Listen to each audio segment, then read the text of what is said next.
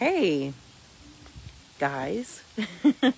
I wanted to hop on because I have some stuff I have to make, and I wanted to talk to you guys a little bit about the big C, because I feel like I've talked a lot in the past about different herbs that help with it, and I wanted to kind of today talk about not necessarily herbs that help with it, but how they help, why they help. So that's kind of what I'm going to be doing here today. I'm going to wait a minute or two and see if anybody hops on. Yeah, that's fine. So, and then, so I wanted to show you guys too, because a lot of people have asked how my soursop plants are doing. So I'm going to show you how they're doing. And then I'm going to make a soursop tincture. And yeah, we can kind of do that together. So I'm going to show you guys while I'm waiting for people to hop on. I'm going to show you guys. You can see me and Abby. We planted a little garden here out front. So we kind of moved our soil, the soil that was there around.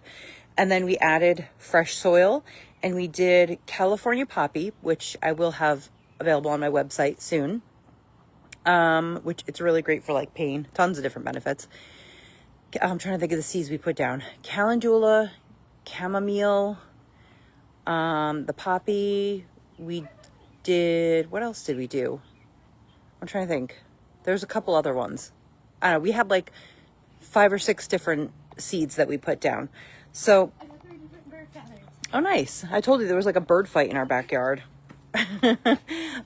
So I wanted to, I'm outside right now because I just actually relocated my soursop plants outside.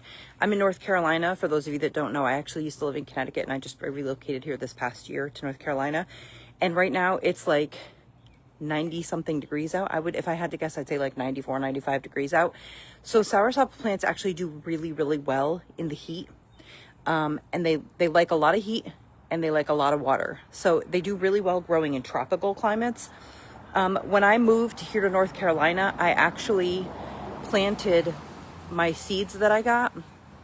And I know a lot of you are going to ask me, where did I get seeds? Where can you get leaves? I'm going to start by answering that really quick because I don't know. So when I was in Connecticut, I used to go to like local ethnic food stores, and they would have soursop fruit. They would have soursop leaves. So a lot of like Jamaican stores, because it's very big there, they have a lot of soursop trees growing naturally in Jamaica. And so a lot of ethnic food stores. And if you don't see them there, you can ask them if they have the ability to get them, order them, and sometimes places will. And so I've had a hard time here in North Carolina finding them. Thankfully, I had a lot of leaves from when I was in Connecticut, and I'm actually almost out. So hopefully my plants will get growing, or I can start finding some somewhere here. I'm going to have to start looking a little harder. But soursop, for those of you who don't know, is very effective against the big C. And when I go back inside, because I'm going to go inside to make a tincture of it, show you how to make a tincture, I'm going to talk a little bit about how it works and why. And some of the things there's been some issues people have been saying that have been scaring people off of taking it. And I want to address that as well. But in the meantime, I'm going to show you my plants because I'm very excited. Now, keep in mind, I moved here last July. And so I planted these. My ring camera's going to keep going off. I planted these probably about 8 months ago, I would say.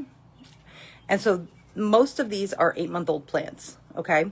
So keep in mind, if you can find soursop seeds, they do like tropical conditions. So make sure that you're watering them every day, keeping them really moist.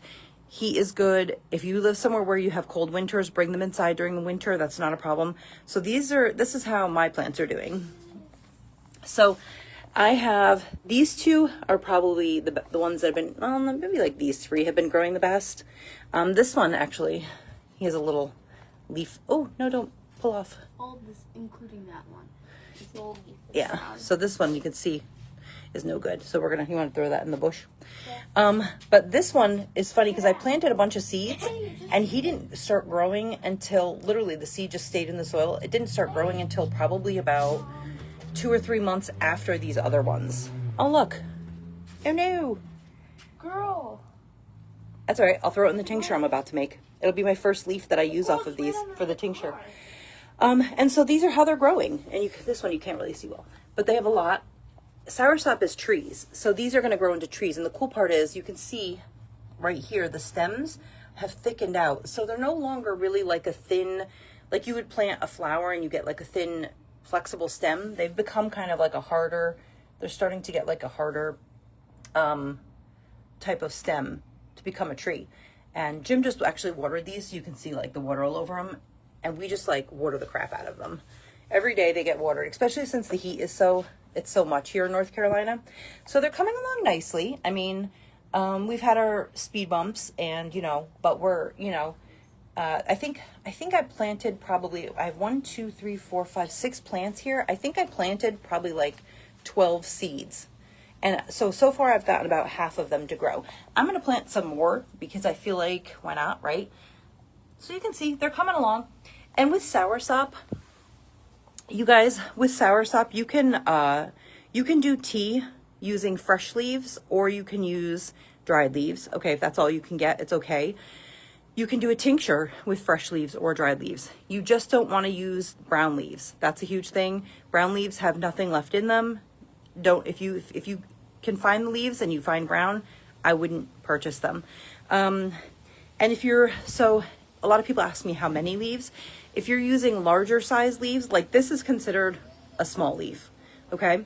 You would use 3 of these for a cup of tea. If you have larger ones, you would only need 2. So that's gonna be enough. Abby's watering our garden. Are you gonna water the garden over here? You can pick them up. So this 2 of these for tea, 3 of these, I'm sorry, I'm getting distracted. 3 of these for tea. And if you have large ones, 2, which the larger ones are probably about 1 inch longer than this. And again, I found when I moved here, we got the seeds because we happened to get lucky, and I was on Facebook, and maybe I was talking about soursop or something. So Facebook actually showed me an ad of a local farm here who had soursop fruit. And so I was like, Jim, we've got to go there. So the next day we went to the farm. They did have the fruit. And so I took the fruit. I forgot it in my fridge. So I wasn't actually even able to eat the fruit because by the time I got to it, it was like no good. But I pulled all the seeds out of it. So I do still have a couple seeds left. I'm going to plant those. And it takes a long time to grow, guys. But it's one of those things where even if you don't have the big C, you can take it as a preventative if it runs in your family. It has tons of health benefits. Look up in Jamaica, a lot of people there drink it like as a daily tea. And look up the big C rates there and how low they are. They're pretty low. So in all the countries where people drink this tea or take this tincture a lot, pretty low rates. So I'll address that now then, because there's this thing going around saying that there's a compound in soursop that can cause nerve issues that are similar to like Parkinson's. Did you? Oh, nice. We have like a rabbit family living in our yard. So I wanted to address that with you guys. That would only be if you're taking soursop in extremely high doses every day without taking a break, like any herb that could happen with. It could cause liver issues, just like any medication. If you take too much of your medication, what happens? Your liver causes issues. If you take too much aspirin, it causes liver damage. If you take it for too long, too much, too often, it's going to cause liver damage, guys. That's just with anything. And so I think a lot of it is like a scare tactic that they're using to kind of keep people away from it, because like I said, even if you don't have the big C, it's still something that's going to benefit you health-wise, because it's like, I could sit here all day and tell you different things that it could help with. It's anti-inflammatory. Like it helps with oxidative stress on your body, like from free radicals that your body is constantly absorbing, which is one of the ways that it actually helps to get rid of the big C too. So when I go back inside in a minute to make the extract with you guys and go over, like how exactly these herbs work. I'm gonna give you a bunch of different herbs to take for the big C if you want to. I can't do dosing, so I understand people are gonna ask, well, dosing, blah, blah, blah. Like I said, if you want dosing, you can go right on my website, or you can always private message me if it's a more personal type thing, like, hey, this is my situation, what would my dose be? I'm gonna go over that, and I'm gonna make a soursop tincture with you guys, so you can kind of see how I make it. It's so super easy if you can get your hands on the leaves. A lot of people will ask me, they're like, what's better, the tea or the leaves, a tincture, making a tincture or a tea? Here's the thing, guys. they're both beneficial. The reason I choose not to do a tea is because I have a lot of people that I obviously sell this on my website, and I have a lot of people that I want to have access to it because it's really hard to find. And so I get more use for my leaves making them into a tincture, because I can make, with 20 grams of leaves, I can make, I'll show you the leaf while you guys are watching. With 20 grams of these leaves, I can make a 64-ounce jar of tincture. Whereas with 20 grams of these leaves, I could probably make less than a month's worth of tea. And that tincture can last months for a lot of people. So I'm getting more bang for my buck from the leaves by making a tincture than I am by the tea. If you're someone who has like a giant, like 15-foot soursop tree growing in your backyard, and you have access to these all the time, I encourage you, do tea. That's great. But if you're someone who's having a hard time finding them, you finally get your hands on it, make yourself, use the fresh ones if you can get them. Make yourself a tincture. Tinctures, when you leave a tincture in a mason jar, well, you let it initially, you're going to let it sit for about 6 weeks to brew, okay? Can I ask you guys a favor? Can someone comment? Because I haven't seen any comments, and I want to make sure you guys have the ability to comment and ask questions, because I want you guys to really understand this. So can someone just say hi or like anything? I would really appreciate it. So if you... Oh, thank you so much, Lady May. I appreciate it. This is like, I haven't gone live in the afternoon in a really long time. I usually come out and I'm hanging out with the kids or just hanging out with Jim because the weekends are kind of family time. But I was like, you know what? I have to make soursop, and I've been working on my plants and stuff. So, hey, Miriam. Thank you guys for saying hi. I appreciate it. I just wanted to make sure you can like comment, because I've actually made videos where it's like, it didn't allow anyone to comment. So for an hour I talked to myself, which is fine. You saw a white bee? One with like, it's like an albino bee. stripes. So, hey, Olga. So basically, like, my thing is I want to stretch the leaves as far as I can. My goal eventually is to grow soursop trees and be able to make tinctures for you guys using fresh leaves, but also supply you guys with leaves if you want to make your own tinctures. I know I still have a long time for that, because it does take like at least a year or two for these to grow to a size where I could probably start harvesting. And since it's already been a year, it's probably going to be at least another year. Also, I haven't really shared this on my page. I'm working on having the ability to be able to sell herbs, not just tinctures. And so it's a process here in North Carolina. I have to get my house, I have to get a cottage license and stuff like that. So I have to get my house all ready. And I have some other things before that, but I'm working on it. So I will, by the time these are able to be harvested from my trees, I'm going to be sure to have that for you guys. So I really want to be able to sell them so people can do tea if they want. You could buy fresh leaves, you could dry them. If you get your hands on a bunch, even if you, that's what I was saying. If you make them in a mason jar and you put your tincture, if you make a tincture and you get these leaves, you can make it in I lost my train of thought. Okay, I got it. Here we go. So if you, can you guys tell I'm just like a mess? But if you're making a tincture and you have it in your mason jar, after the 6 weeks, you strain out your herbs, okay? Once 6 weeks is over, these have nothing left in them. The alcohol has pulled all the medicinal properties out. People are like, Tiffany, I feel bad throwing the herbs out. Is there anything else I could do with them? You can, but it's not going to do anything because you've already used all the benefits. So once they're in those mason jars, guys, they will last up to 10 years. They will stay good for 10 years. As long as you leave the mason jar in a dark place, like a cool, dark place, and you tighten the lid, make sure the alcohol can't evaporate off, that lid's tight, it can last for up to 10 years. Once you put them in an amber bottle, they're good for a couple of years, depending on how often you open them. If you make sure that you're closing them tightly after each use, you're not just like setting the top on, because if you leave the top off your amber bottles, it's going to evaporate the alcohol off, and you're going to lose the shelf stableness of it. So it's going to be only the water left in there, and that can go bad after a while. Mold grows in water, obviously. Abby's out like watering the yard, guys. Say hi. Hi. She's out watering the plants. So I'm going to go inside. Are you going to stay out and water for a little bit longer? Okay. Just let me know if you need me, okay? Okay. So I wanted to go inside and talk to you guys. Kitty. Hey, buddy. Hey, thanks. He's staring out the window. Kitty, you are not built for the outside world. He's too fluffy and scared. So I'm going to show you guys how to make, I'm just going to clear off my desk a little bit.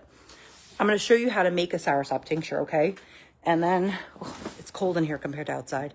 I'm like the only person who wears slippers when it's 90 degrees out. I'm going to get my phone stand and then set this up for now. I'm just going to lean it against my jar while I set up the stand. So today, like I said, I want to talk to you guys a little more about how these things work. Not just, hey, soursop is anti-cancer properties, you know, because I feel like a lot of times, because this is a longer form video, I can get more in. When I make reels and they're just a couple minute long, it's harder to get all that information. And I'm just like, they have to either trust me that I'm being honest about what they do, or they have to do more researching and find out on their own. You can use plastic lids. If you do, I would suggest using parchment paper in between just to be safe. I don't suggest it. You can actually buy, if you have an issue with like your lids and they've rusted out and they're no good, you can go on Amazon and for less than $10, you can buy new like separators and stuff. That's what I do because I go, you know, I use my jars a lot. So I just buy new lids. There was another question. Fresh leaves or dried for tincture? Beverly asked, do you use fresh leaves or dried for tincture? You can use both. I prefer fresh of any herb if I have them available. And then if not, I use dried, which is fine. Hold on one second. I'm trying to get away. My cat. And then someone asked earlier where I buy my herbs. So like I said, with soursop, I've had a hard time finding it here in North Carolina. So I don't buy that online. I'm still making it from like leaves that I bought when I was in Connecticut. And I found them at like ethnic food stores. The ones, I could tell you the name of it, but it wouldn't matter because it's a local store, so you wouldn't have it near you. And then the seeds I found at a farmer's stand here in North Carolina from a fruit that they sold. So it's going to be different for everyone. Like I said, you can call them and be like, hey, you know, is this something you have the ability to? I'll go back out once I'm done with my video and we can hang out for a little while outside. Is this something you have the ability to get? Can you order this for me? My father, who's in Canada, actually, and I actually just had another Canadian friend message me yesterday, and she said that she found soursop fruit up there, huh? The whole bugs are like invading our porch. Yeah. So she said she found it in a store there. My father actually, I think he found it in Walmart in Canada, the soursop fruit. And so I'm trying to convince him to grow the seeds. I don't know if he actually did yet or not. I told him, I was like, Dad, grow the seeds. Trust me. But yeah, so I'm going to make a tincture because I have a 64-ounce jar here. And I have my little fresh leaf and I'm just going to throw that in there. And I'm excited because it's the first tincture I've actually used one of my leaves that I grew. So yay. And so in my 64-ounce jar of my mason jar, I'm using 20 grams of soursop leaves. Okay, that's the weight that I found is effective. People take my soursop, they order it from my website, they take it, and I've had no complaints about the strength of it. So I like that weight for it. Thank you so much, Sharon. Hi from West Virginia. Hi from North Carolina. God, it's so hot here. You bought the serene soursop stuff. Can I still take my regular supplements while you take it? I'm not really sure what serene soursop stuff is. I don't think I've ever heard of that. Is that a tincture or? I don't think I've ever heard of that. If you want to let me know what's in that or what it is, I can tell you a better thing. So, guys, let me just, actually, you know what? Let me get a vodka. Hold on. One second.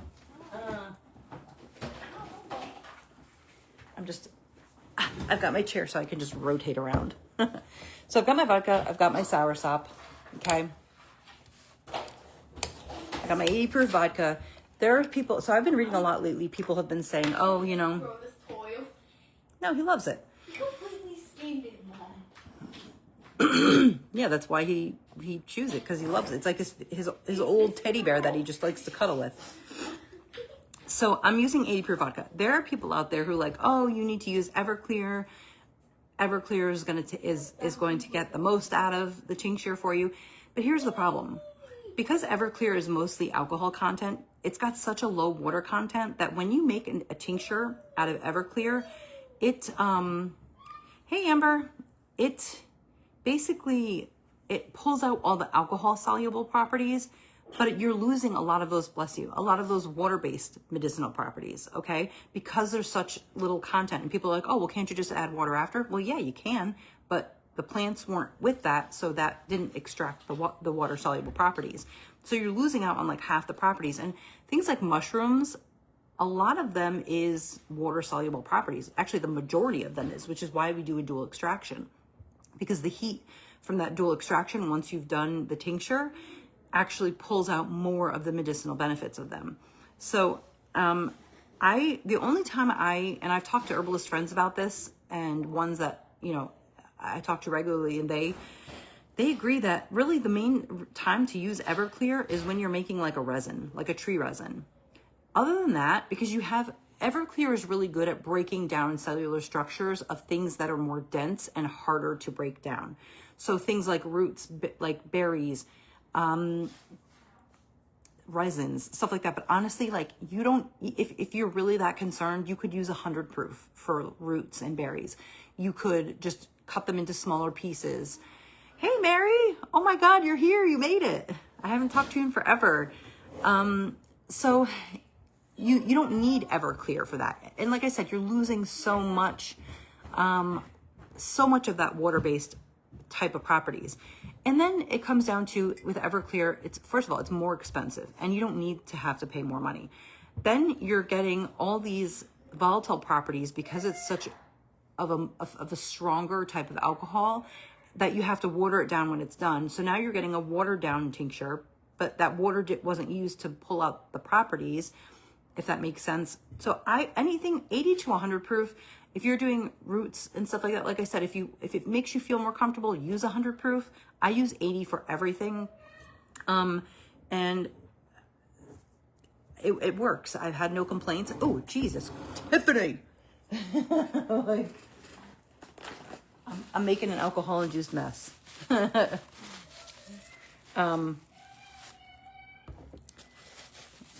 So this is basically, for Soursop, that's kind of the gist of it, of what you have to do. I'm gonna actually pull off the cap on this. You just add your 80 proof vodka.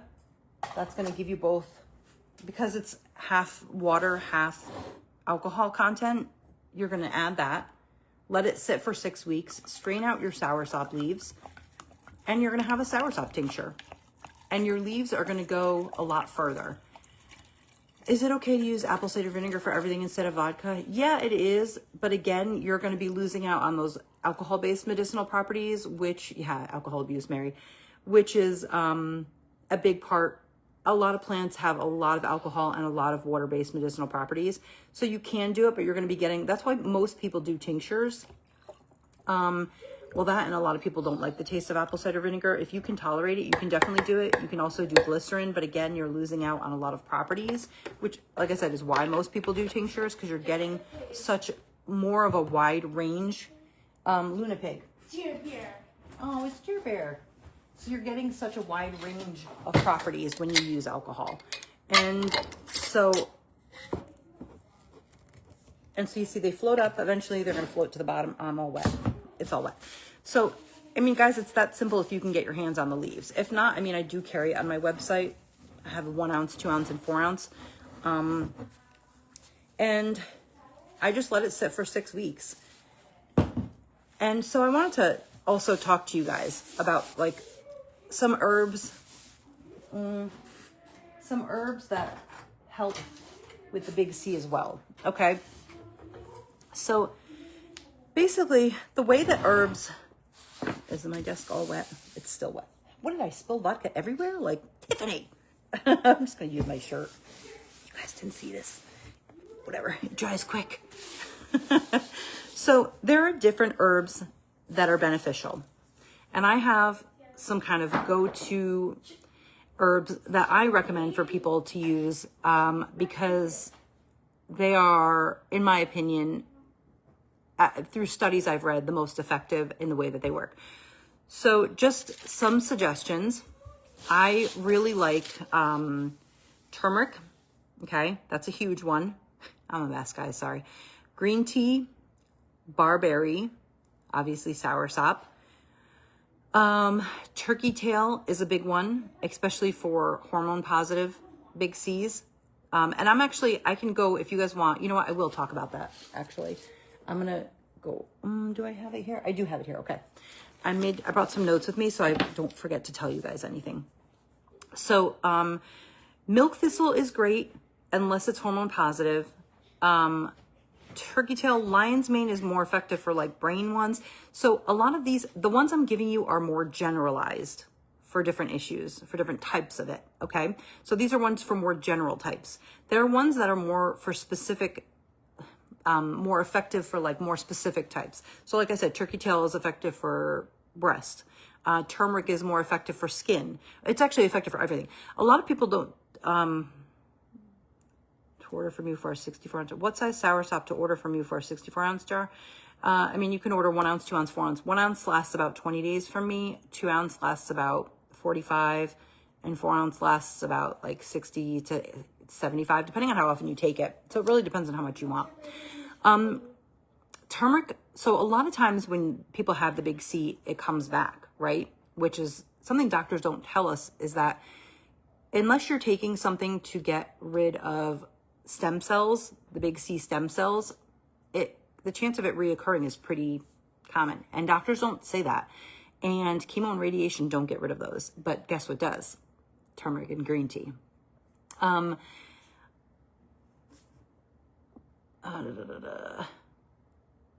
Pam, just message me and we can talk more and I can help you get more of like a regimen. I'm going to be giving a lot of information in this video too, so you can always hang. Pam just asked for some recommendations for her big C. So a lot of these that I'm giving you are more general. So turmeric and green tea do help with stem cells. Okay. So they are going to help with reoccurrence, preventing reoccurrence. The other ones help. So, excuse me. Like I said, they help in different ways. So some herbs like green tea actually slow the growth of the cells, the big C cells. Okay. Green tea has this crazy ability to make abnormal cells.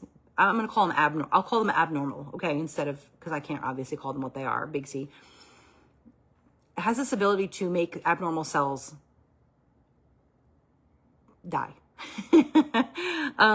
It helps reduce inflammation in your body, which is a side effect of the big C. And so when abnormal cells, yeah, that's what I'll say. When abnormal cells form in our body, they create a lump, right? We all know the lump that we find. And it starts off as a small lump. It's a small collection of abnormal cells entombed in, right? And once it hits a certain size, it needs to start growing its own blood vessels. And those blood vessels, because it's reached a certain size, it needs to start providing itself with oxygen, different nutrients from your body, different fats from your body, different amino acids from your body, basically sugars, food, essentially, to help it grow. Green tea prevents those blood vessels from forming around it. Yeah, big Mr. I'm not making anything. All my containers are closed, so he's good to be up here. So green tea actually prevents those blood vessels. Essentially, these blood vessels form around it and bring everything in to continue making it grow. Green tea stops those blood vessels from forming so that your body stops providing the nutrients that it needs to grow. Thyroid. Sally wants to know what herbs can be taken for thyroid issues. Depends. Is it hypo or hypo? Because it would be different. I can talk about that in a little bit though, once you let me know. So that's green tea and how it works. You see him up there on my printer because he hates me and he knows it freaks me out when he goes up there and I'm just waiting for him to fall and die. Kidding, no. He's like, what did I do? I do sell turmeric actually. You can still use it if you didn't add the black pepper. I have black pepper in mine because as people know, black pepper makes the turmeric more bioavailable. You absorb more of it. But it still works. It just works a lot better if you have the black pepper. If you still have your turmeric root in there, you can add black pepper to it. It might help a little bit. But, you know. And then, Stay down. so soursop, guys. The way that soursop works is, soursop is actually toxic to, it's called parasites form a lump and it makes they sick cancer. I heard that parasites love it. So a lot of people, so there is a thing going around that Mary said it, parasites form a lump and it makes the big C. Rounded. Parasites love acidic. Yes, they do. It's fine. Just let them be. Just let them be up there. Okay. Well, I can't with this cat. Some people believe that parasites do cause the big C, that it's basically an entombed capsule of parasitic. I believe that is, and this is just my opinion. This is not scientific fact. This is not, I'm not a doctor. It's not medical advice. I'm not telling you that this is what it is. I'm just saying, I do believe that parasites can be a big part of it. I mean, you have to think, whether it's parasites entombed in there, or it's toxic die-off from them. And I mean, you have to think this toxicity that they're releasing, the feces, the urine, just them dying off, it's in your cells. It's like being absorbed into your cells. And eventually our body has a process of cell renewal. But when it's called apoptosis, I don't know why I can never say it right. It's apoptosis, where it's a natural cycle that our cells go through in our body, where they die off and produce new cells. And once these cells become toxic, it's harder for the body to make them die off. And so these herbs come in that have the effect to cause our cells to go through that natural die-off process. That's how they help in these studies that I mean, this is all based off of studies I've read. These are easily found online. You can find them at PubMed. World Health Organization actually publishes them, which is crazy. I know, right? So you can find them online. So do I think that parasites are the main... Oh, I'm like, how did he not just break his leg? Did you hear that thud? I did. Kitty, you need to stop that. It's not cute. He thinks it is. God, that scared the crap out of me. So do I think it's caused by them? Some of it, yeah. I mean, any toxicity, any kind of free radicals in your body could get into your cells and cause this. Do I think it's the only cause? No, I don't. But I do think it is definitely, I'm just reading the comments. Sue said, what if black pepper affects me because of high oxalates? Can I just do the turmeric? Well, yeah, like I said, you can still do just turmeric. It just won't be as effective. It's still going to be really effective. I mean, it's just not going to be as effective. But yeah, it will absolutely still work. It still has its benefits. Katie, you scared me there. I was like, oh my God, he died. Yeah, Sally, that was one of his 9 lives. Actually, that's like life number 8. After all the stuff he gets into. Life number 7. You can, to grab the toxins from your body. Mary said, can't you take activated charcoal to grab the toxins from your body and pull them out? You can, but you can't take activated charcoal every day because it'll bind you. It'll bind to everything. So it binds to medication, it binds to good stuff, it binds to bad stuff. So I mean, I don't recommend taking it every day for the rest of your life. It also binds you up and makes it so you can't poopy. So that's huge too. Also, how often should a person do a parasite cleanse? Monthly, bi-monthly, etc. How often you should do a parasite cleanse depends on you and what you want to do. If you want, you can I recommend people do a parasite cleanse at least once a year. And I was actually just discussing this with someone last night. Here's the thing. They read somewhere that, and they asked me if this is true. They read somewhere that 99% of the population has parasites. And that's not true. It's actually higher. It's like 99.9%. Everybody has parasites. There's maybe like 2 guys in the world walking around without parasites. And who knows, it's got to be something genetic that made them so they can't. I don't know what, it's like Superman strength or something that makes it so they can't get parasites. But we all have parasites, whether we like it or not. And so I was talking to her about how, there's no one herb that's going to get rid of all the parasites in your body. But because they're in different locations in your body, I'm not going to say where because it's going to skeeve you guys out, but like they're everywhere. And no one herb gets rid of every type of parasite. They each one works better in specific locations, and some just work overall. So yes, I recommend doing parasite detoxes. Is it going to get rid of everything? And then the person's question was, well, and if no herb gets rid of all parasites, is it even worth doing it? Yeah, it's worth doing it because you're still getting rid of what you can, right? And anything is better than nothing. That's how I feel. I understand it's lacking the absorption, right? How can I help absorb? I'm not really sure how you can make it absorb any better, Sue. I just, honestly, I think taking it on its own is still going to get you a good amount. I mean, you have to think there was a day in time where people didn't know to add black pepper and they were still taking turmeric and getting the benefits. So, yeah, I think it's still going to benefit you.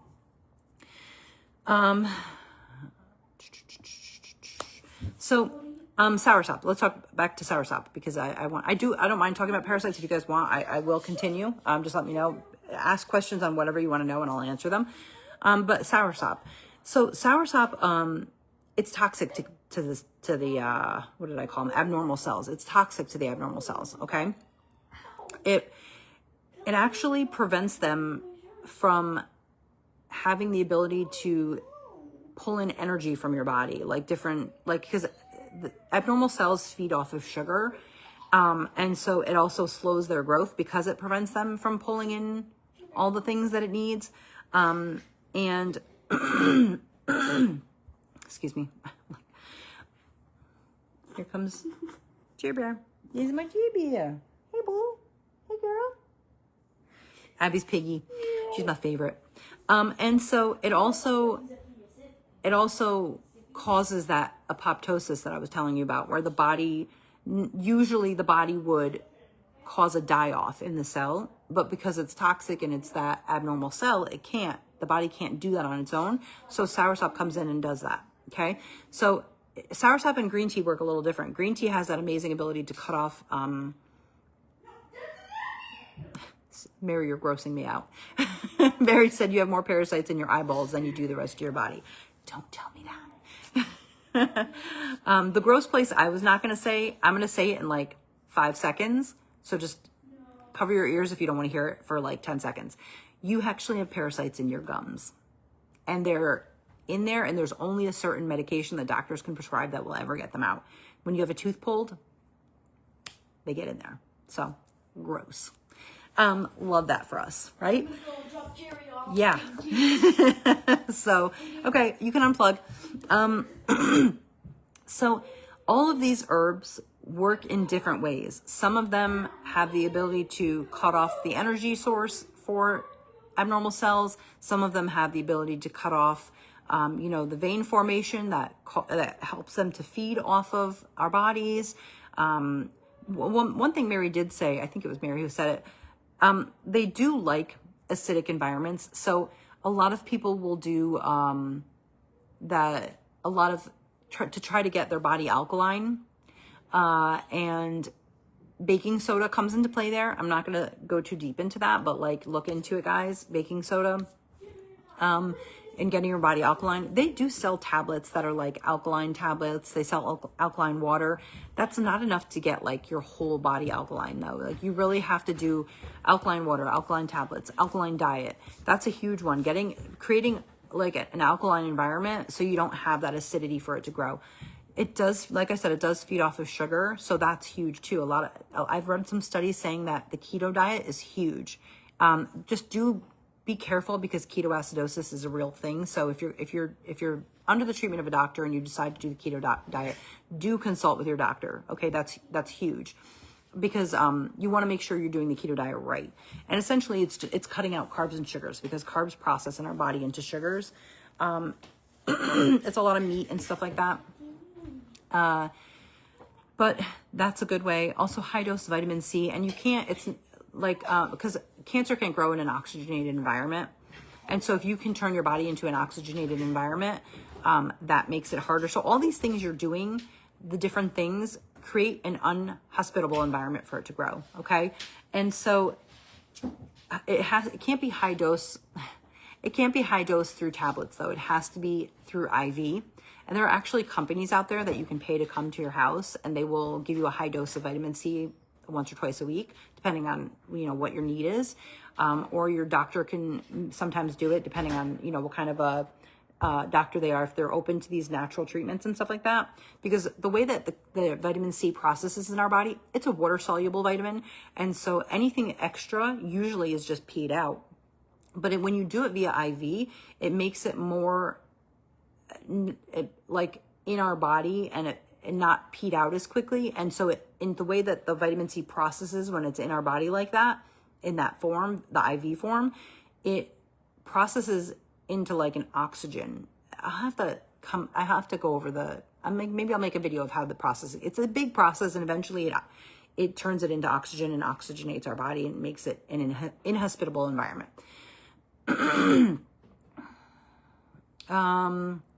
What's your opinion on a liver cleanse to help lower cholesterol, which you need? And you heard a liver cleanse could help. So a liver cleanse helps because it gets your liver working healthy again. Like if you have elevated liver enzymes, fatty liver disease, liver issues, a liver cleanse is always good because it's going to get your liver working properly, and your liver is what processes cholesterol, right? So if you have a healthy liver, it's going to be processing the cholesterol properly and turning it into the different forms that we need it. And so, yeah, for sure. It's definitely beneficial. A liver cleanse is good altogether anyway, because our liver is the thing that's processing. It's our organ that processes all the toxins out of our body too. So it's always working extra, especially with today's world, with how many toxins are around us, like free radicals and garbage like that. I like your spaceship. She's in a cat litter box. It's a clean one. It's new. It hasn't been used yet. So yeah, a liver cleanse is definitely something I suggest. I sell a liver cleanse on my website. It's got milk thistle and I believe dandelion in it. And I really like those two. Milk thistle is like my favorite thing for liver support altogether. And then, so yeah, a liver cleanse is always good. I remember someone did ask the parasite cleanse. I did want to address this really quick.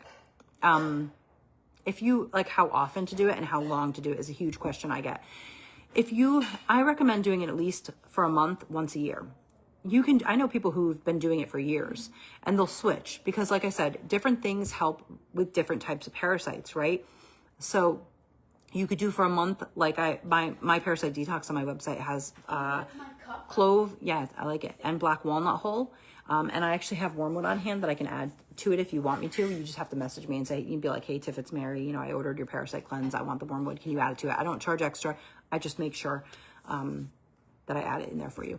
But so Parasite Detoxes, you can do as long as you want, as long as you feel like. I did mine for a month. And I really liked the difference. You can tell a difference after a month. And if you feel like you've hit that point where you're like, okay, I'm happy with how I'm feeling good. I've reached a point where I'm like, okay, I'm good. You can stop. Or you take a little break, maybe a week, and start a different cleanse or the same cleanse and just keep going. But you do want to make sure, I just made a video that addresses this, guys. You want to make sure you're giving your body a break with herbs, that you're taking, whether it's take a weekend off, 8 weeks on, 1 week off, 4 weeks on, 3-4 days off, or you want to rotate. So for me, I have high cortisol because I have an extremely high stress life. And so I need things to help reduce my cortisol levels. And so one day I'll take Tulsi. The next day I'll take red reishi. They both reduce cortisol levels. The next day I'll take Tulsi for 3 days. The next day I'll take red reishi. I just kind of go back and forth. And you can do that, or you can take Tulsi for a month. You can take red reishi the next month. You can switch like that. You can switch. So I highly recommend if you are taking a lot of herbs, watch my video I just posted. It's in my Reels section. It talks about kind of rotating and how to do that. So you're not, people have been talking about with Soursop, so that you're not taking it too long and it starts to become counterproductive because you've taken it too long, too much. And for those of you who are I take a dropper full 3 times a day, please don't do that. That's a lot. That's a lot. I always say low and slow. I would rather start off with 5-6 drops and see how it makes me feel. It's not like a medication that a doctor would give us where they're take this and it's going to fix the problem. You have to find your sweet spot. I tell this to people a lot. I'm you'll find your sweet spot. That's my thing, your sweet spot, right? What works for you? Because what works for me may be different from you because my metabolism is different. My liver is different. My body is different.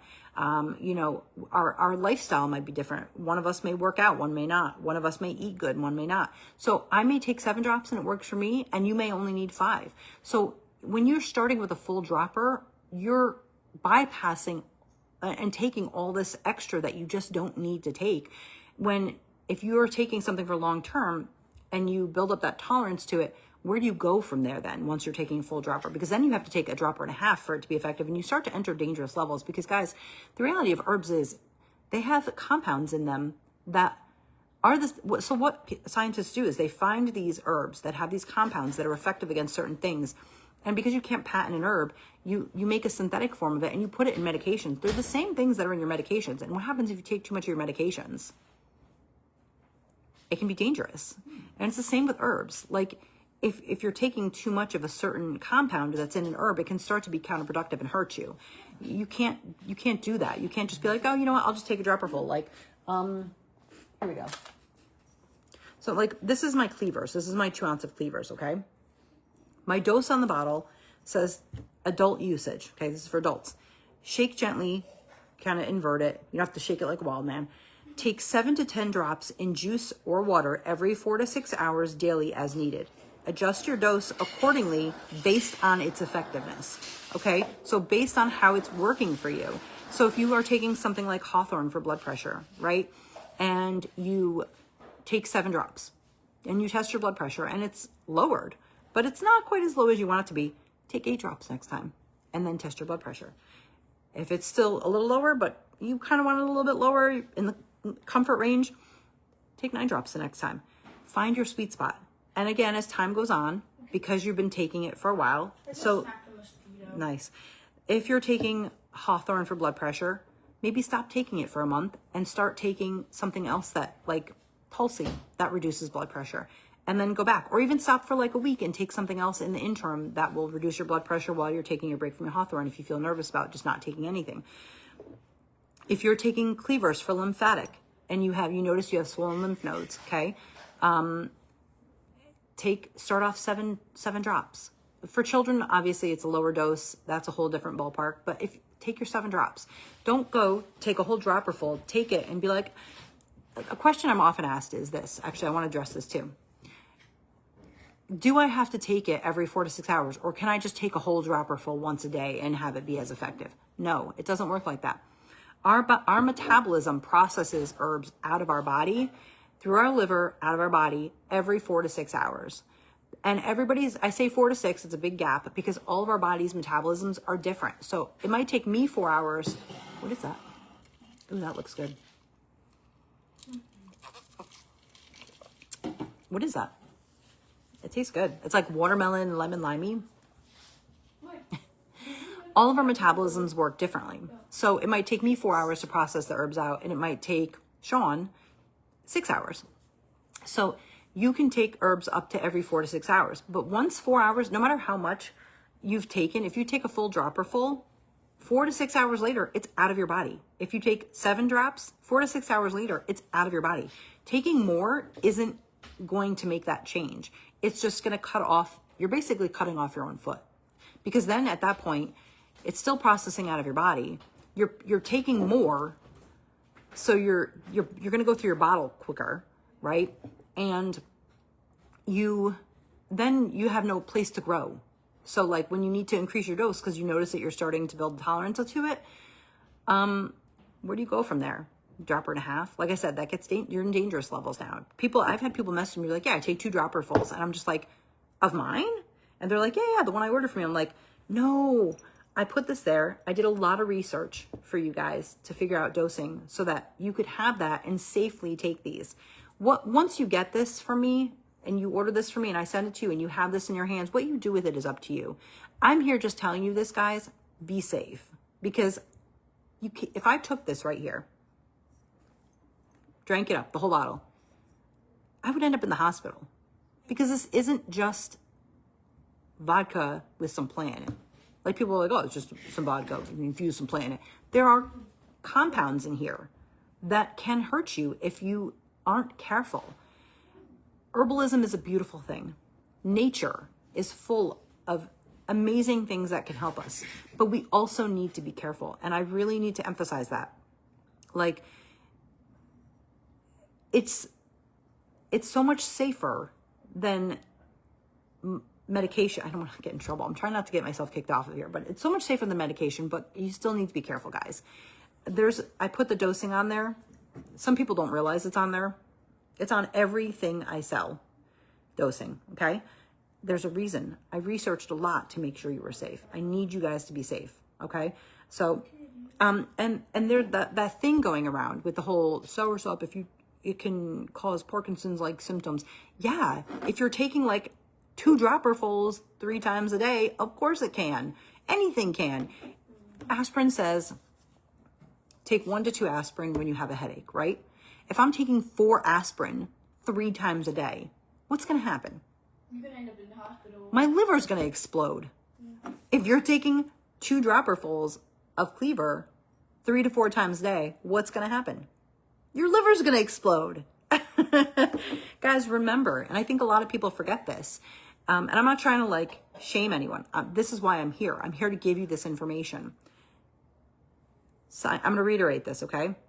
Scientists find an herb with compounds in it. They see that those compounds do certain things. You can't patent nature. They make a synthetic form of those compounds and they put them in medications. If you take a medication, if you're on atorvastatin for cholesterol, okay, and you take 3 atorvastatins instead of just 1, 3 times a day, what's going to happen? The same, yeah, exactly, sunshine. It's just, you got to use common sense. You have to think. I don't know, common sense, yes. It's more logic. Think logically. These are medicinally therapeutic tinctures. I do actually have one. It's like the last Band-Aid in the house. Actually, no, I got the box of Band-Aids in the, there you go. Sorry. So just keep that in mind, guys. But, you know, the main point of this video is because I did want to get on here. Oh, I also wanted to address hormone positive big C's because I think that's important. A lot of people say, because when I put up lists, when I make posts and I make videos, I can't include every little bit of information. It's at some point, you know, personal accountability is a thing. And before we start taking it, we need to know everything about it, right? I'm here to open the door and you're here to walk through it, right? So I say, hey, Sean, this herb is amazing for this. And Sean's like, okay, well, I really like it for that, but I'm on blood pressure medication. Let me just double check and make sure that herb is okay to take while I have blood pressure medication. Sean Googles the herb and looks it up and sees that the herb also reduces blood pressure. What is Sean going to do? Sean is going to realize that she can either take the blood pressure medication or she can take the herb, but you can't take both because if you take 2 things that are reducing your blood pressure, it's going to go too low. Cindy, I don't, cirrhosis, I would use milk thistle. I would not use a ton of them at the same time, a ton of different herbs at the same time because, it can make your liver enzymes boost, but low dose milk thistle a few times a day will help with that. So these are the type of questions I want you guys asking. That's why I'm here. Like I said, I'm here to open the door and say, look, I'm gonna say something in a video and I'm gonna get your guys' brains going. And I want you to be the researchers, the hunters. When I used to work in a previous business, my boss said, I want hunters. I want people who are hungry for knowledge. And that's what I want from you guys to be like, oh, Tiffany mentioned this and that, you know, turmeric has, you know, exactly, Tanya. Knowledge is power. I always want you guys researching and reading because especially if you have an illness where like, sorry, my back itches, where like, you know, I got my back scratcher at my desk, especially if you have an illness where it's like a serious thing, you know, always make sure you're looking into things before you add them to your regimen, whether it's okay to take them with your medication. Like a lot of times people message me and be like, hey, Tiffany, you know, I have this issue. What can I take to help it? My first questions are going to be like, okay, what medications are you on? What's your diet like? Are you looking to just take herbs or do you want to take them in conjunction with, you know, modern medicine, like treatment, especially with, you know, the big C, that's huge. So I do want to go over, because I have a cheat sheet. I want to talk about hormone positive because I keep mentioning it and I haven't gone over it yet. When you have a big C that's hormone positive, usually like prostate, breast, stuff like that. That's when you come to me and you say, hey, I have the big C, what can help me? I'm always going to ask you, what treatment plan are you planning on going through? Is it natural only, natural in conjunction with chemo? Or is it, do you want herbs that are going to support your body while you're doing chemo? Not necessarily just herbs that you have the Band-Aid on your leg. No, other leg. There you go. Hey. Yeah. I'm like, not necessarily herbs that get rid of the big C, but herbs that support your body while you're doing chemo, because chemo can be destructive to all cells, not just like bad cells. If I'm trying to think of a way to say it. And so that's going to be a big thing that you need to think about. And then I'm going to ask you, is it a hormone positive? What's the location? I'm always going to need to know the location if you're messaging me asking about that. I always need to know where it is, what medications you're going to be taking. Are you going to be, if you're doing, like just different types of medications. So that being said, if you have hormone positive, I have come up with a short list of different herbs that can help you. And unfortunately, soursop is not on them. And I want to discuss turmeric because I've had people ask me if it is indeed safe, because some people say it's not and some people say it is for hormone positive. Cindy, I would need to talk probably more one-on-one with you if you, because I need to kind of like, I would need to address each thing separately. So if you want to message me, I'd be more than happy to talk to you more privately about your particular situation and what I would do if I was you. So with hormone positive, because when you have a hormone positive cancer, estrogen tends to affect it and make it worse. Like if you have higher hormone levels, it can make it worse. So you don't want to take herbs that are going to boost your estrogen levels or mess with your hormone levels. So some herbs that I've looked into that are safe are turkey tail, red reishi, green tea, rosemary, ginger. I want to say dandelion. Let me double check something because I'm making a mess. And I'm going to address turmeric because it's debatable.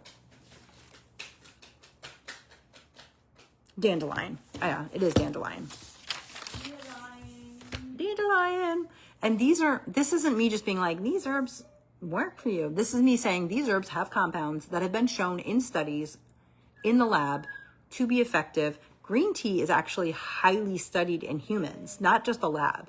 So like soursop has a lot of lab studies done. Green tea has been shown in human studies. So I don't know why it's not talked about. Dandelion, there was just a study in Canada that they did in the lab. I don't know if you guys read about it. It was huge, like about 6 months ago. And for postmenopause, if you just want for symptoms, you could do wild yam cream. I actually have wild yam cream. It has chasteberry. So that's going to help with hormonal balance, and it's going to help with the symptoms like night sweats and stuff like that, or black cohosh. So yeah, Essig is good for cancer as well. The problem is a lot of people have a difficult time. Like I used to actually sell Essig tea on my website. It's a blend of 4 or 8 herbs. There's 4 type Essig and 8 type Essig. And so you can do one or the other. And you have to get the herbs, weigh them out proportionately, brew them as a decoction, and then they're good for about 4-ish to 5-ish days as a tea. So if that's something you wanted to do, you for sure can do that. That's definitely, because the herbs in it are beneficial against the big C, and they help in different ways. Someone had commented Essig is good too. And yes, I agree, it is. If you're into tea. So I like tea, don't get me wrong. I'm all about tea when you're looking to just wind down at night. When you're just looking for like overall health. Like you just want a little lymphatic flow, have some cleaver tea or cleaver water. When you want to calm at night, chamomile. When you want to shut your brain off at night, passion flower. Yeah. You know, those are great for teas. I'm a firm believer though, and this is just me, and I'm not telling anyone to do anything that they don't want to do.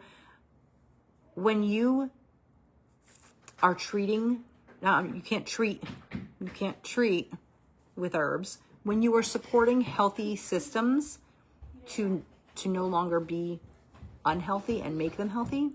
I guess I don't know. You guys get what I'm saying. I like tinctures because they're more concentrated. You can take, like, think about you're letting a cup of tea sit for 10, 15 minutes, right? Some people not even that long. They'll just put the tea bag in there and they'll move it around for a minute or two and then they take it out. When you do that quick, you're getting the volatile compounds, like the scents, the flavors, and you're getting the colors. But when you let it sit for longer, it has the ability to break down the cellular structure of the herb. It doesn't have the ability to do that in such a short minute or two, right?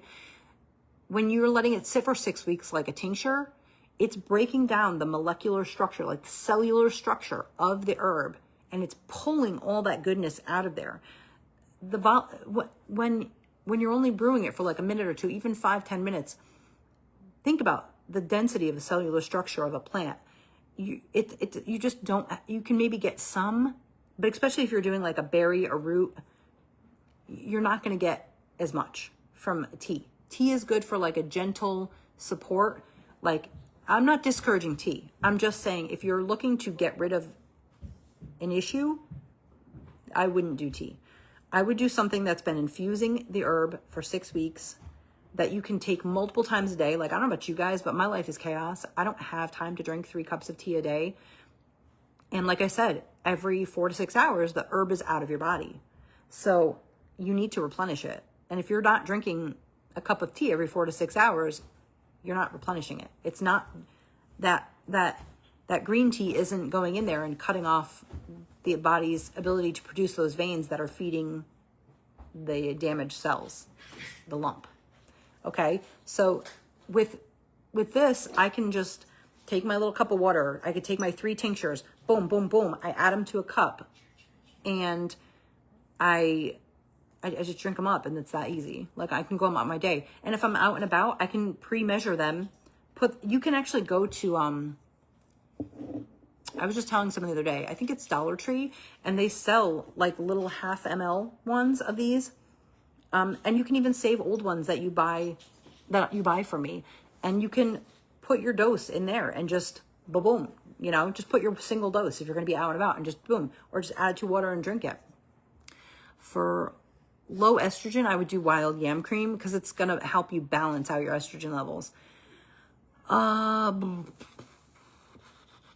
I just ordered a few herbal tinctures from you, but I was recently hospitalized for a blood clot in my leg. So now I'm an Eliquis, a blood thinner. They want me on the Eliquis for 3 months, so I can't take herbs right now. I ordered Tulsi, lion's mane, and wild prickly lettuce for pain because they kind of do the same thing, right?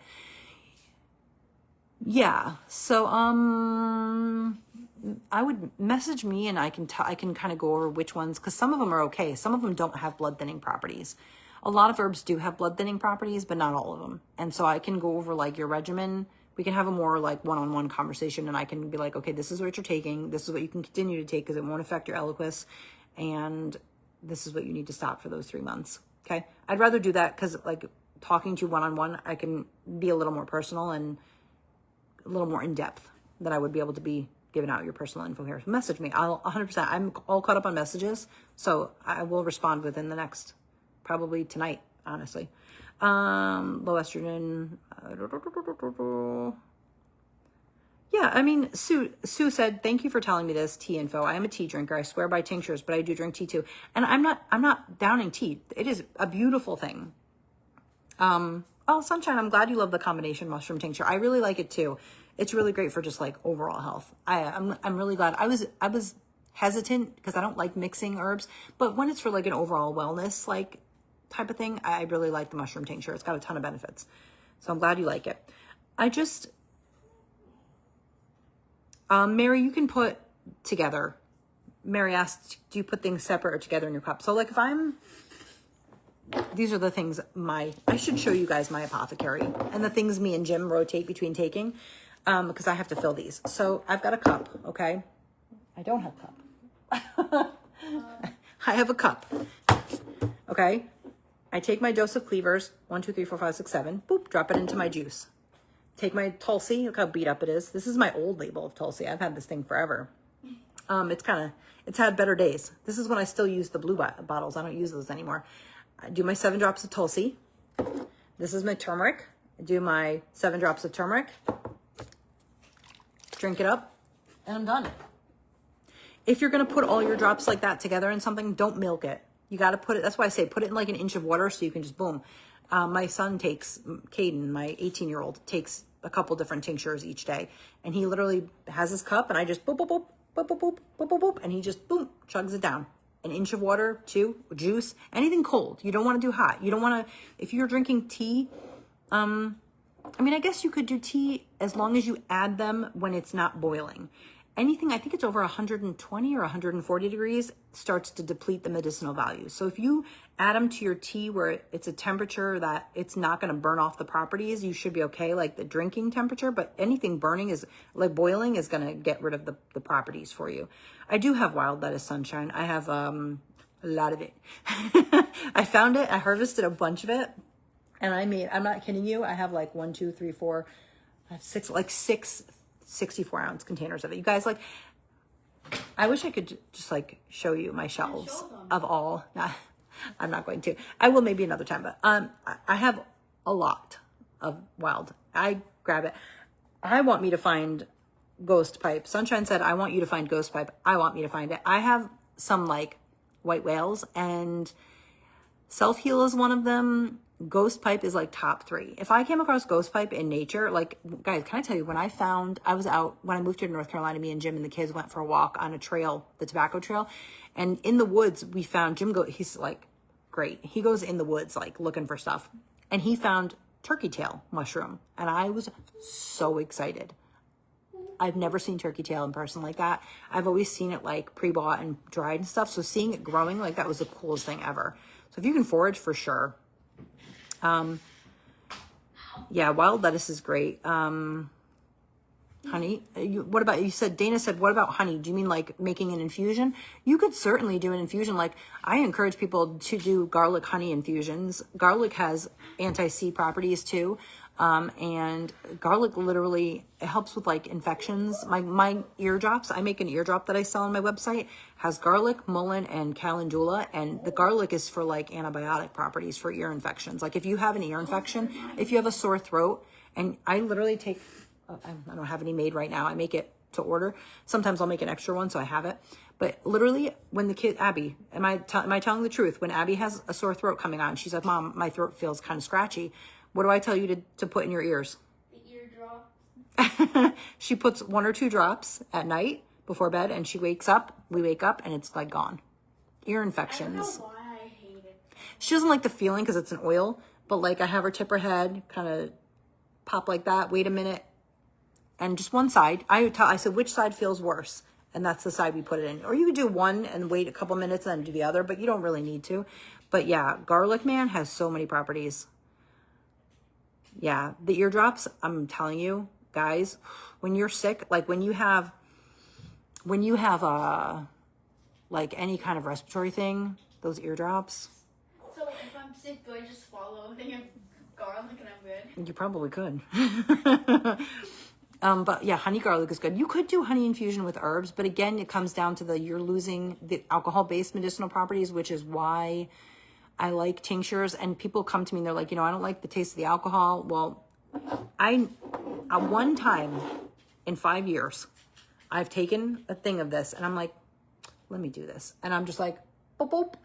And I was like, I almost gagged. Like, I don't know how you guys put them in your mouth. You don't need to do that. The only time I recommend people put them like under your tongue or on your tongue is like when you need for anxiety.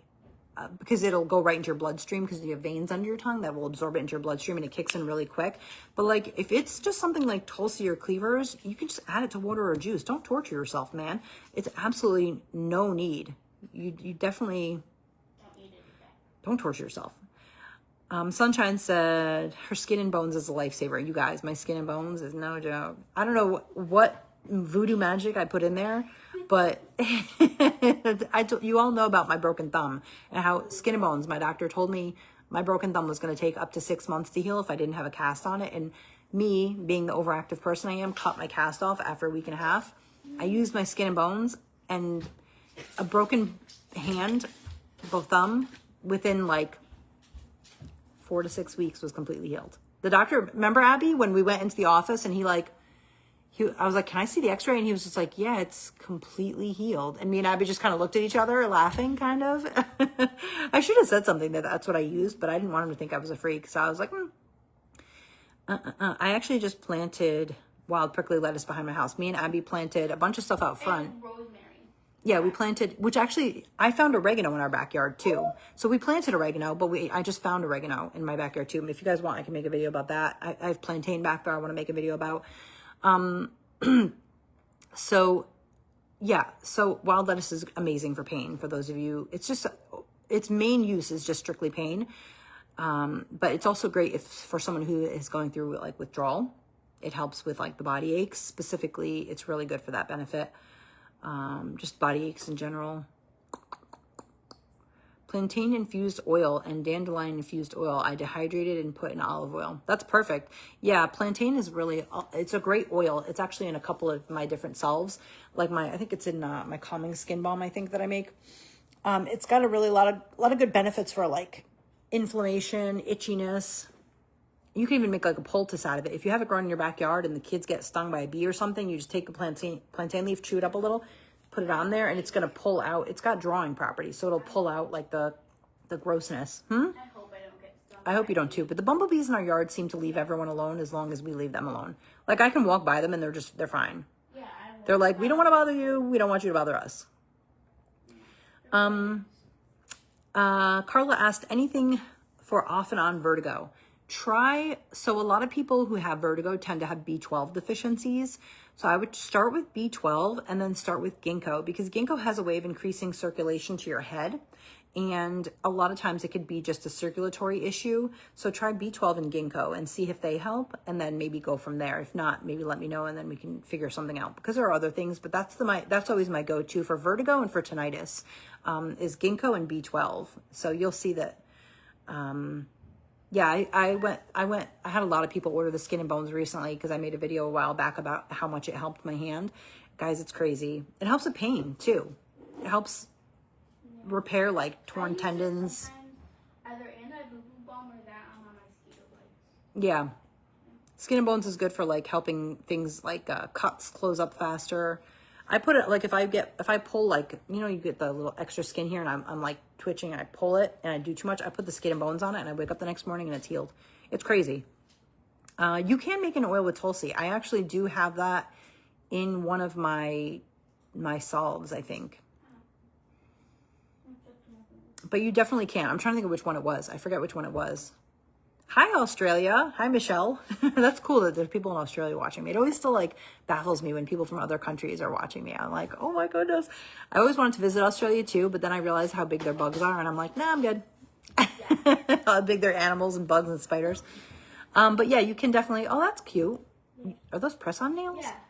I didn't know you had press-on nails. No. I got like packed colors. Oh, that's right. I forgot you got those.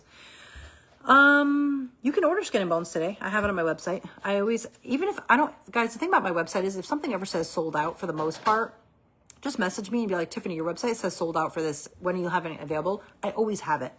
Sometimes it doesn't alert me that I'm sold out of something, so I can't go in and change the numbers, but I always have it. Like Skin and Bones, I always have the oil for it. So even if I'm sold out of it, I can take a night. It might take me an extra day or two to get your order out, but I'll get it out. When I had an influx of people ordering Skin and Bones, it was taking me a couple extra days because it was making double batch after double batch of it. And so it took me a little bit extra with some, but I got it out and I always have it on hand. I make big containers of the oil, so I always can do it. And he like showed his own nails like. But yeah, if there's ever something on my website that's sold out, just let me know and I'll mark it as so you can get it. Yeah, it's really good for pain, the Skin and Bones. Jim uses it. He goes on bicycle rides on the trails around here a lot. And he has knee issues sometimes because he did a lot of standing from his previous job where he would have those floors without the padding. And so it did some damage to his knees and he loves it for that. I actually did a wild prickly lettuce video recently. If you look in my Reels section, you'll find it. You'll see it's because I label my videos like wild prickly lettuce for pain, whatever. And I try to make them easy to find, but you can definitely see it. I made a video of me finding it and then I made a video of me making it into a tincture, and they're all within the last like 2-3 weeks. So it shouldn't be within the last 20 videos I made. You should be able to find it. I'm sure I'll do another one. I can definitely do another one if you want. I just have to go back to the park where it was and get more. No. I'm just reading the comments. Yeah, vertigo is tricky because it can be like the crystals in your ear could be off. It could be like a circulatory thing. There's a book. It's I think it's called Could It Be B12? The book is called Could It Be B12? You would be surprised how many issues we have in our body because of a B12 deficiency. Like, it's just insane. And one of them could be tinnitus and vertigo. So B12 deficiency can cause a lot of issues, guys. Am I supposed to go to the store today? Yeah, we're just gonna, I'll talk to you about it when I get off the video. Excuse me, I'm burping. So, I gotta fill these tonight. So yeah, I mean, okay, I'm gonna use my cheat sheet, I'm sorry, because I'm not perfect, but I wanna make sure I touch on everything. And I'm gonna list the top 2 or 3 herbs that I recommend for each type of big C that I have listed. Okay, so get your pen and paper. I'm gonna give you a minute. Okay, grab your pen and paper. Once you're aware, go out in here, okay? And you can always rewatch the video, fast forward it and stuff like that. While you guys are grabbing something to write, I'm just gonna make my label for the Soursop.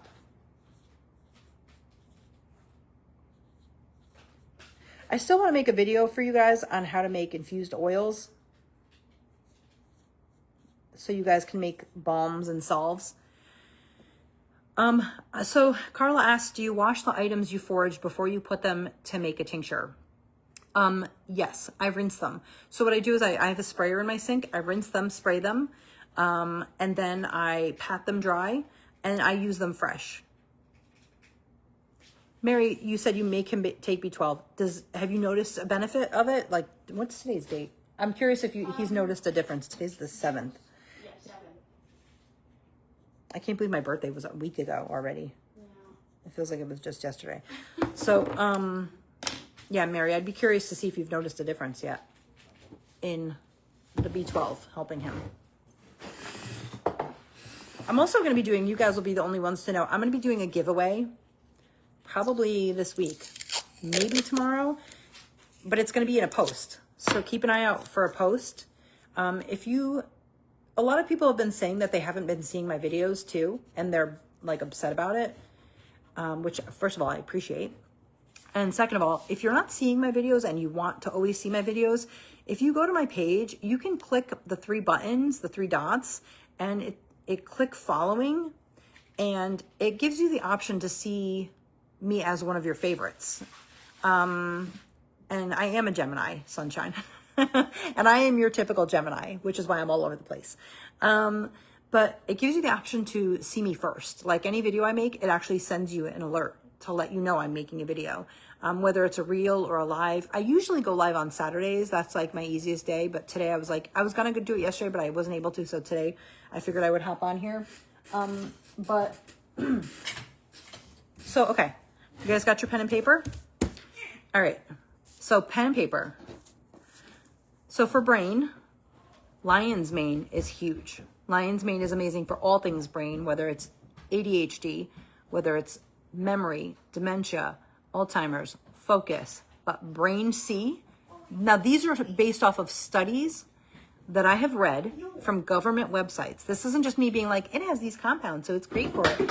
I'm not all up in the fields. This is science, what I'm giving you right now, okay? All studies. For brain, berberine, which is in barberry extract, and lion's mane, okay? Cervical, green tea, turmeric, and ginger, okay?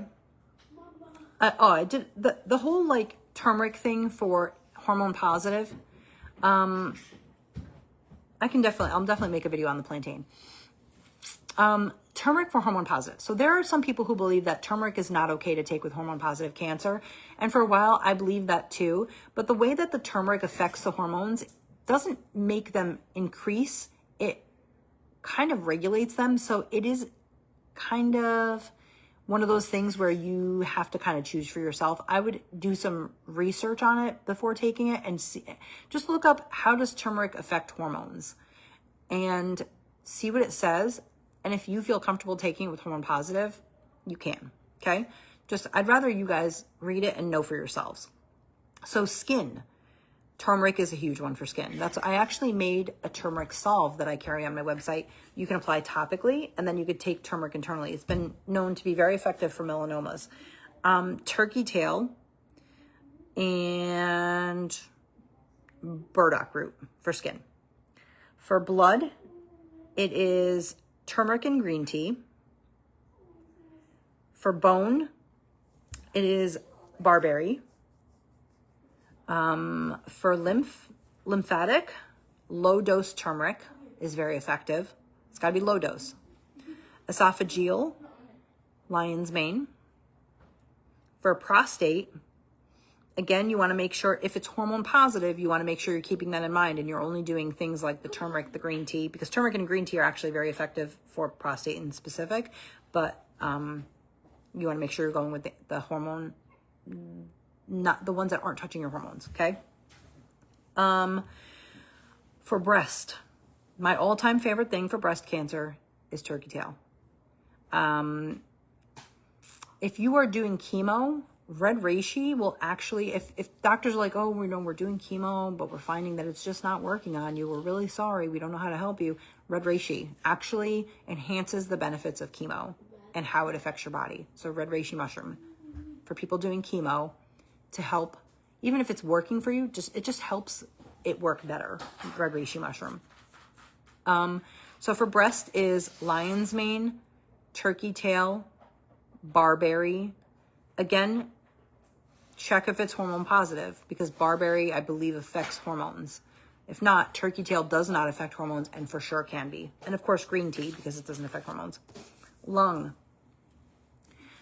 turmeric, lion's mane, intestinal, garlic, leukemia, which is, blood, turmeric, lion's mane. They even said garlic was good in studies.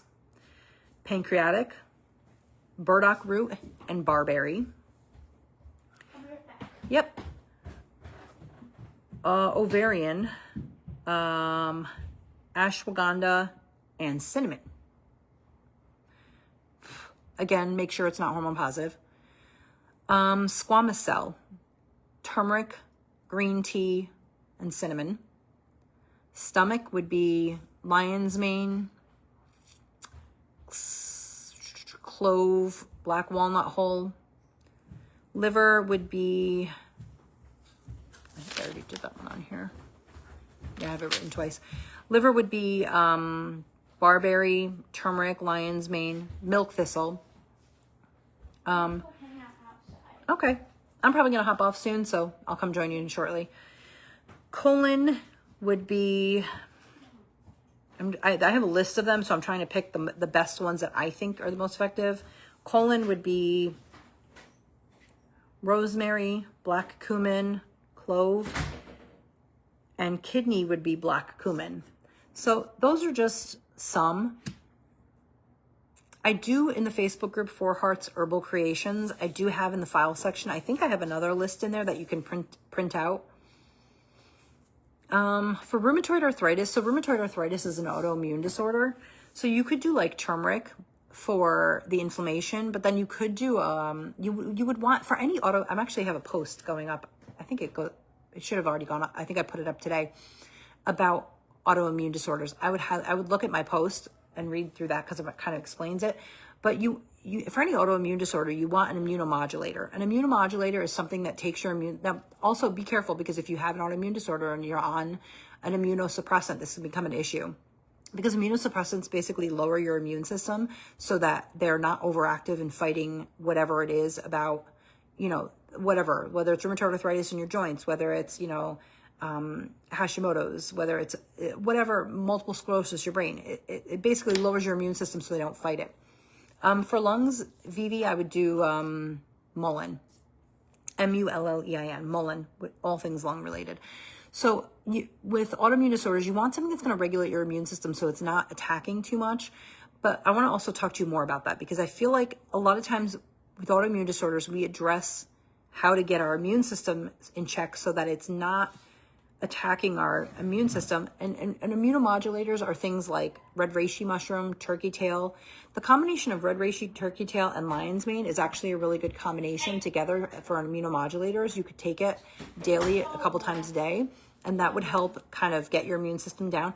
But I feel like a lot of people with immune disorders don't address, why is your immune system attacking your joints? Why is your immune system attacking your thyroid? Why is it attacking your brain? What is there that your immune system is attacking, and how do you get rid of it so that your immune system stops? Our immune system wasn't built to be faulty. Like, it just wasn't. We just weren't created that way. So if there's, doctors were like, oh, it's an autoimmune disorder, it's just, attacking it, it's causing inflammation.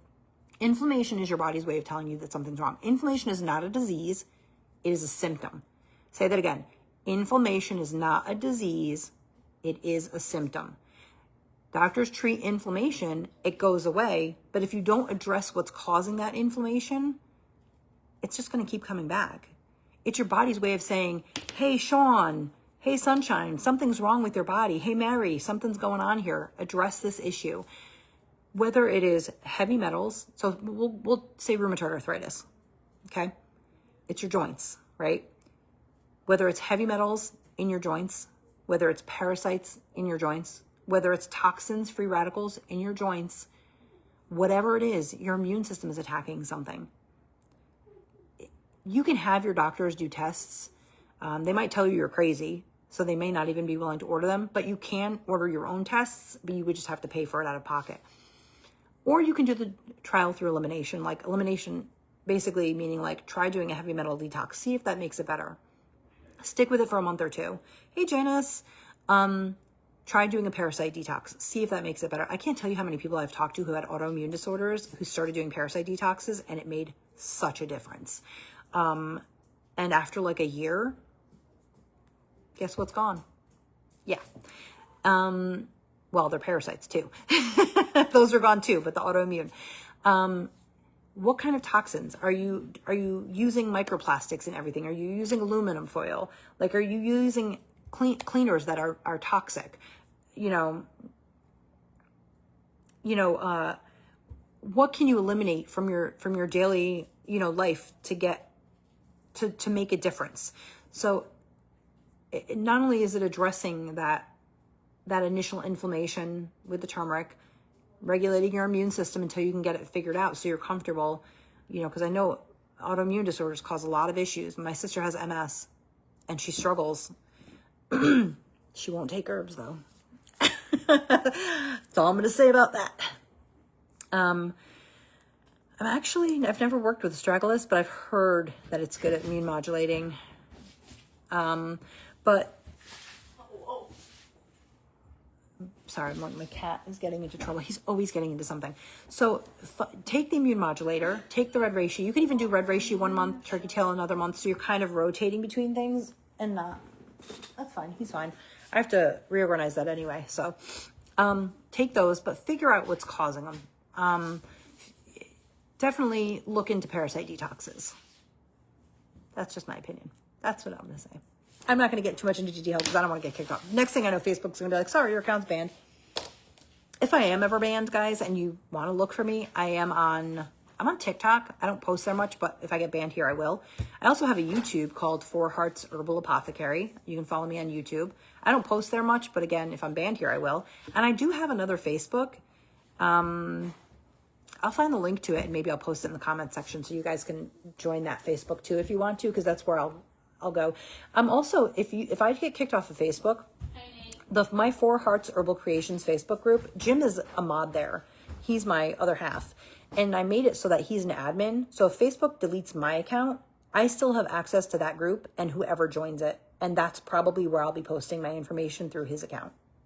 So if you're ever in Four Hearts Herbal, F-O-U-R, not the number four, Four Hearts Herbal Creations Facebook group, and you see Jim post, he's either posting knowledge he has that he's learned, something he's asked me, or me telling him to post something. So he is my basic like other half. So that's where you'll find me through his account there. Yeah, that's MRS is tough. I know my sister struggles. She goes in for like immunosuppressant therapy. She does like some IV thing. I don't know too much about it, but I tried to give her, I made her a 4 ounce, like a big thing of the red reishi turkey tail lion's mane. And she's like, it just makes me nervous. I don't know what it is. And I'm just like, it's nature. So she didn't take it, I don't think, but you know, it's her choice. And I don't judge. Like, if you don't feel comfortable with certain things, nobody's going to make you do them. You know, I'm not here to tell you what's right or wrong for you. I'm just here to tell you have options, and what you do with that information. A link to Shelly said, can you send me a link or put it in the comments? A link to what? The Facebook group? It's for F-O-U-R Hearts Herbal Creations. It's a Facebook group. I also have a page, but I don't ever use it. Yeah, it's a really great group, guys. Like, and it's not just like, yes, it is a group for my business. I want to reiterate that. Like, it's like, I don't post a lot of businessy stuff in there, like, ever, but it's more like people asking questions about herbs. Everybody's super friendly. There is a no BS clause where, like, if you're in there and you're harassing people, you get deleted. There's no like second chance. There's no like, if you're rude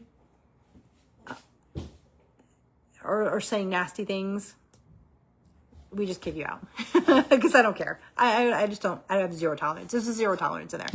It's my group. I'll do what I want. Everybody's like, you should give them second chances. No, because like if you're making a choice to be mean to somebody, you didn't have to. You know, we're all adults here. So, but everybody is really great in there. Everybody has been so helpful, and there's no such thing as a dumb question. I can tell you how many times people are like, I know I have a stupid question. This is so stupid. You probably got asked this all the time. Who cares? Ask me. Ask in there.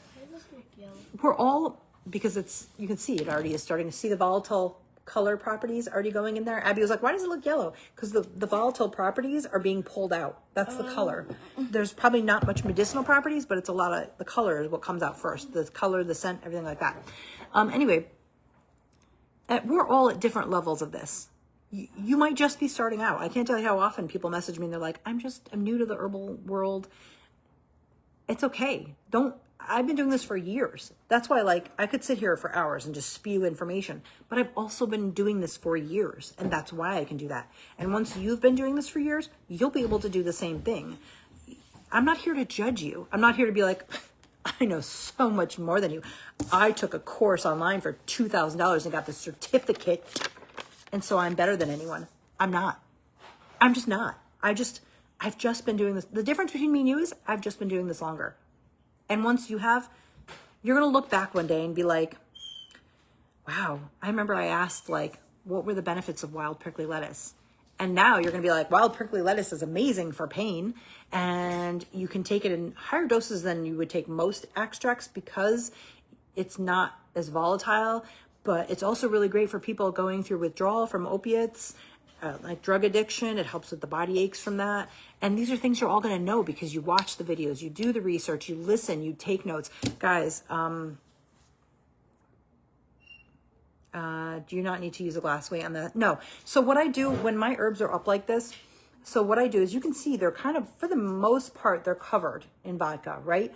So for the first like week or so, twice a day, I move them around, okay? Within a week or so, they usually sink to the bottom. I'm trying to look for my other thing. Grab me the soursop right there. Nope, third one over from the right. Right there. Nope, that one. Yep. Ooh, I thought it said sour soap. Soursop. So you can see they've all kind of sunk to the bottom. See, they're all at the bottom there? So they sink. So that's why for the first week or so, I mix them. You can even see they're already starting to kind of go down. Because in the beginning, if you watch earlier in the video, wild prickly lettuce helps with opioid withdrawal. these were all up here in the beginning when I first made it, and now they're slowly starting to sink. You can see how they're getting the dark lines in them where the alcohol is breaking down the structure, it's absorbing, and it's go down. If you have an herb and you're nervous because you find it keeps popping up to the top of the jar and it's not going down, yeah, nat actually does help detox too. You can actually buy glass marbles and you can wrap them in like a cheesecloth and then just like rubber band them off or tie them off. And you can actually put them in there on top of the herbs to kind of make them sink. I've never done that because mine always usually sink. And I actually had a conversation with someone that's funny. They're like, how come my herbs aren't sinking? And I was like, that's a good question. It just depends on how much air is in them. And it takes time for them to fully absorb the alcohol. And so eventually they will for the most part. But you can do that weight thing. Get creative. Don't use anything metal. You don't want to put metal in there, plastic in there. That's why I said glass. Just make sure you sanitize them properly if you're going to be putting them there. The alcohol is going to kill most bacteria. I know herbalists who go out and they forage herbs and they just take it and they put it in a jar. They don't wash it. They don't rinse it because you're putting it in vodka. The vodka is going to kill tons of all the bacteria. If there's bugs on it, it's not, if there's like a row of ants climbing up it, I obviously would not use it, but like look at it once over. No bird poo, no dirt that you see, brush it off. The vodka's going to sanitize it and you're going to strain it out at the end. So it's not going to be anything. It's nature, guys. And you need to build your immune system. One of the biggest things during 2020, when that whole thing happened, was COVID. A lot of people got a lot sicker than they should have. Yeah. Because everybody stayed inside. They weren't going out and they weren't getting vitamin D from the sun to keep your immune system boosted. So all of our immune systems, well, not mine because we did something else. Everybody's immune systems were all weakened because you weren't getting vitamin D. Everyone was like, stay in your house, work from home, keep your kids inside, don't go near people. But you need bacteria. You need germs. My kids were going out playing in the yard. We were going to the store. Like we were just a little more careful. But like you need dirt. Let your kids play in dirt. Have some dirt on your plants. It's okay. It's not the end of the world. If you're someone who is weird about cleanliness, not weird, but like if you are more, it kind of grosses you out. I get it. You don't have to do that, but it's not going to hurt you if you leave them that way. Especially if like you're going out picking a fresh plantain leaf and you look at the leaf, you don't see any bugs. You don't see anything crawling on it. You see no spider webs. You see no dirt. It's just a fresh, big, giant leaf and you just pop it right in there. You can certainly do that. If you want to, rinse them off with your sprayer, pat them dry with a paper towel, wipe them a little bit. If you see anything on there, and use them fresh, unless you're using it like plantain for like an oil. Any oil infusions, you always want to let your things dry. I see a lot of people, I wanted to mention this really quick before I go, because I'm going to head off. But if you are drying your herbs and you're using a dehydrator, I don't encourage that because a lot of people don't realize that at a certain heat temp, it depletes the properties of the herb. And so you're losing some of that value. As long as you're keeping it below, I think it's like 120, I want to say, 120, 140, something like that. I'll look it up for sure. But look it up, guys. You'll find it. Just look up what heat temperature starts to deplete medicinal properties in herbs, and it'll tell you. I want to say it's 120, 140, something like that. But keep it below 100, and you should be good to go. But a lot of people don't know that, so they use the higher temperatures, and then their whole herb is like useless. So I wanted to reiterate that. I think I went over everything I wanted to talk to you guys about. It's been a while, guys. I feel like I haven't been on here in a while, and I'm sorry about that. I'm life and hard over here. So, some things we're going through right now, and we're hopefully winding everything up with it within the next week or two. Everything should be good, and back to normal if all goes well. But yeah, I hope you guys are doing amazing, and I hope you're taking care of you and staying safe and healthy. And just like I said, I know this has been a long video.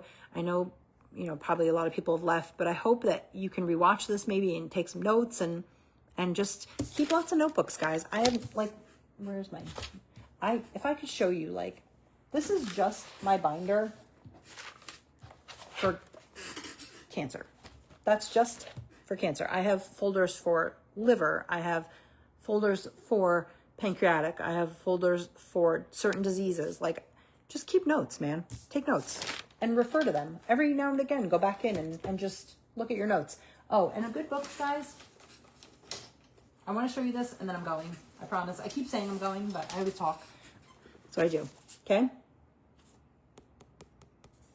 And he gives regimens of supplements, how often to take them, herbs, how often he took them and how much, food, diets, changes, everything, tons of information, easy read, great, under $10 on Amazon, okay? All right, guys, I'm going to go. I hope you have an amazing day. Take care of you, like I said, please. And I hope you're all doing great. So, all right, if you need anything, comment below. Otherwise, I'm going to go. Week. Say bye.